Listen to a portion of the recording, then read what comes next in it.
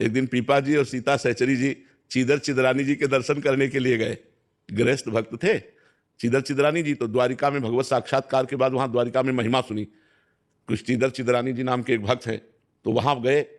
अब वो ऐसे महान भक्त थे कि सब कुछ उनका संत सेवा में जा चुका था, मतलब यहां तक कि खाने के लिए भोजन भी नहीं था।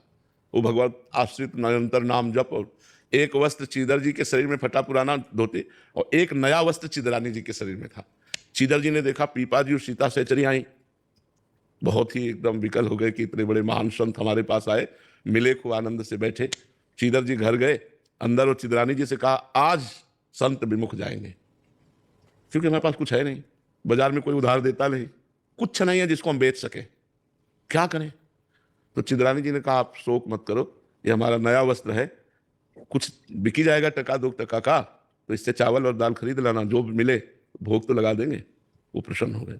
एक ही वस्त्र था तो बाजार में बेच दिया, जो भी उससे दाल चावल जो भी मिला उन्होंने बनाया, और बना के कोई सेर 2 सेर 2.5 सेर थोड़ी मिलेगा उस कपड़े, एक कपड़े का, तो वो लेकर के पीपा जी सीता सहचरी को बाहर चीदर चिदरानी जी ने कि आप पाओ, तो उनका भक्तानी को भी बुलाओ, सीता सहचरी जी ने कहा। तो उनका नहीं, रहने दीजिए भक्तानी को आप, तो वो मैं लिवा के लाती हूँ। अंदर गई तो आंखों में आंसू और मुख में भगवान नाम, और रसोई में बैठे हुए भगवान का चिंतन करें कि भगवान आप बड़े कृपालु हो। ऐसी स्थिति में भगवान की कृपा वो देख रहे। सीता सहचरी जी गई और उनका भक्त रानी, तो आप तो निर्वस्त्र हैं।